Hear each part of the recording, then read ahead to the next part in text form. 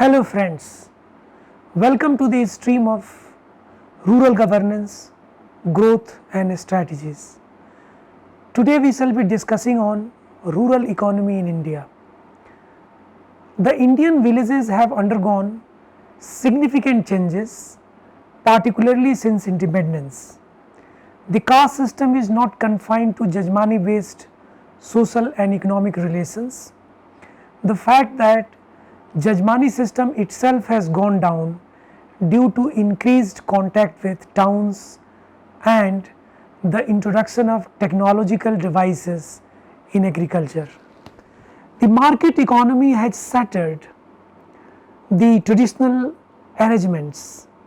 As a result, the economic scene today is different in village due to education, migration and changes in cropping patterns, electrification, irrigation and contact with towns and cities.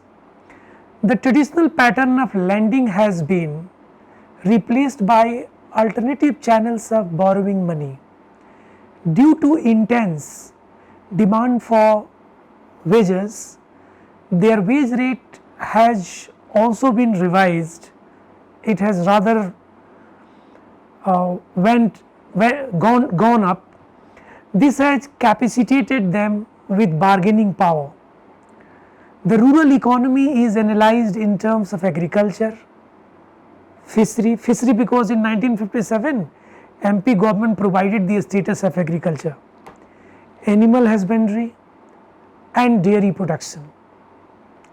Agriculture is dependent on the quality of soil, mausam, irrigation and fertilizer for Rabi and Kharif crops.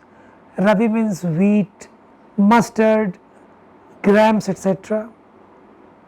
Kharif, rice, cotton etc. and Jayat like watermelon, cucumber etc. Above all, in common parlance, the market price of agricultural produce decide the mode and conduction of rural economy. Animal husbandry also contributes to the revenue of village economy. The other contributing sources to rural economy are, for example, land as a resource, forest produces and so on. However, agriculture has a strong contributions to our food, raw materials and so on. Therefore, it forms the foundation of national development. If agriculture products increases, the national economy will definitely receive a positive impact. It has been found that only the agriculture sector has produced an economic surplus over the cost of production and therefore it played a strategic role in economic development. However, the understanding of the rural economy in India would help us assess the impact of policies. Sometimes I also refer them as treatment strategies on agriculture, production, GDP and livestock. The rural economy comprises two sectors.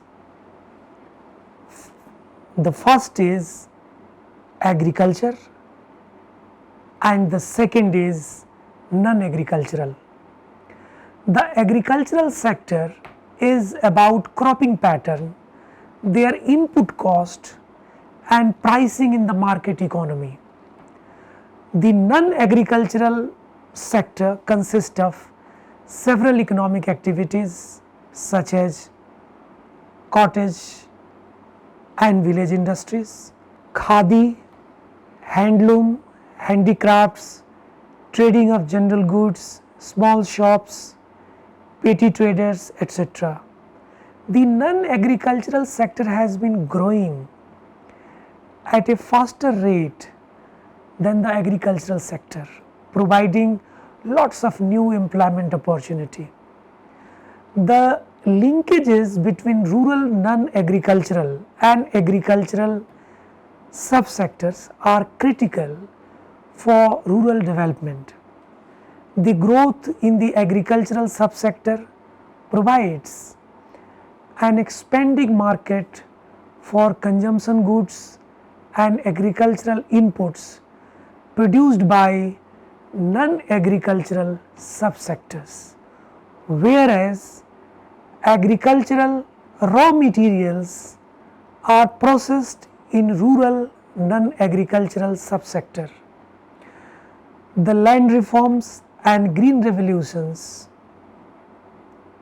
have changed the socio-economic conditions of intermediary caste such as Reddys, Jats, Ahirs and Kurmis.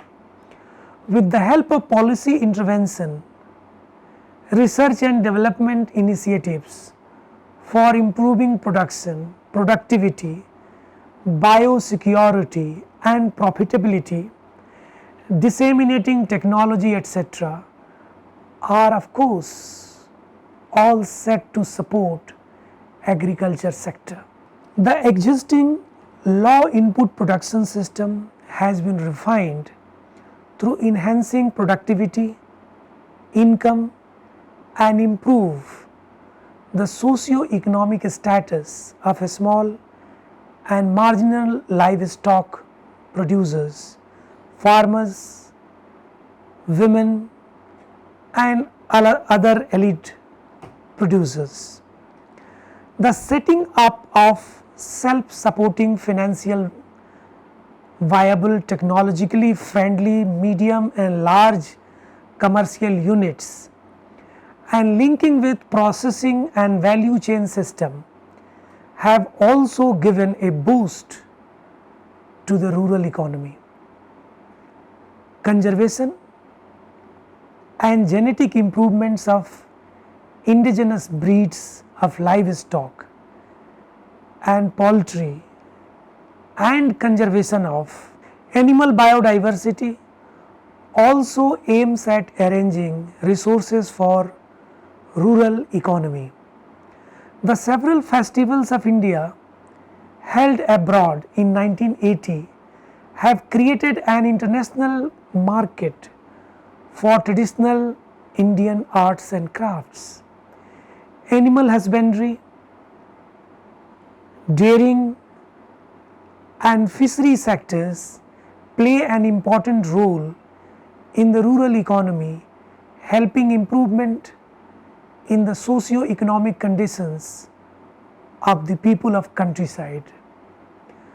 These sectors also play a significant role in supplementing family incomes and generating gainful employment in the rural areas, particularly among landless laborers, small and marginal farmers and women, besides providing cheap nutritional food to millions of people. Livestock is the best insurance against the vagaries of nature like drought, famine and other natural calamities.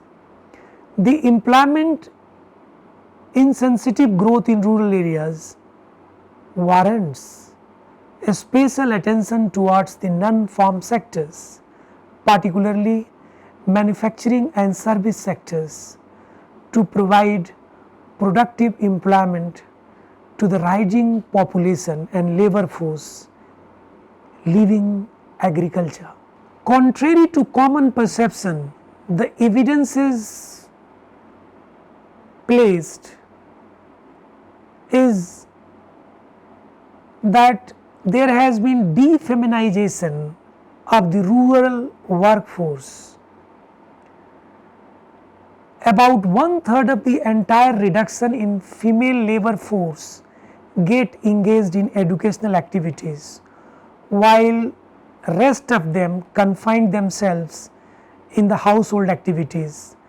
Increasing enrollment for education is a desirable trend in terms of improvement in their education level and skills.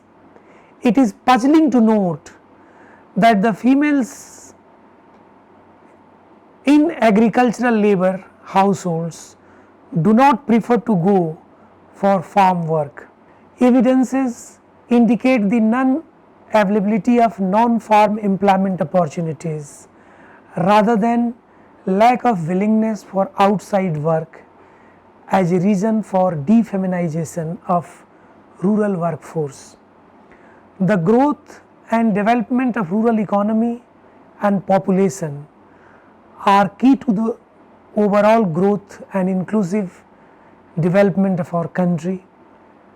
The robust economy of rural India can begin a new era of real inclusive growth and development and bring power to people with a sense of self-respect, dignity, and of course self-dependence.